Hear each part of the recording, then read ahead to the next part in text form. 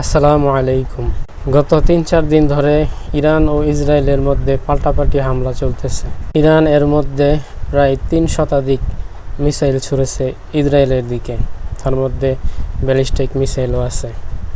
অপরদিকে ইসরায়েল নির্দিষ্ট বেছে বেছে আক্রমণ করতেছে ইরানের উপর, যেমন তাদের তেলের ডিপো বা পরমাণু কেন্দ্র, এসব জায়গায় হামলা করতেছে ইসরায়েল। এক্ষেত্রে আমাদের করণীয় কি, মুসলিম হিসেবে আমাদের করণীয় কি, সেটা কি আমরা জানি?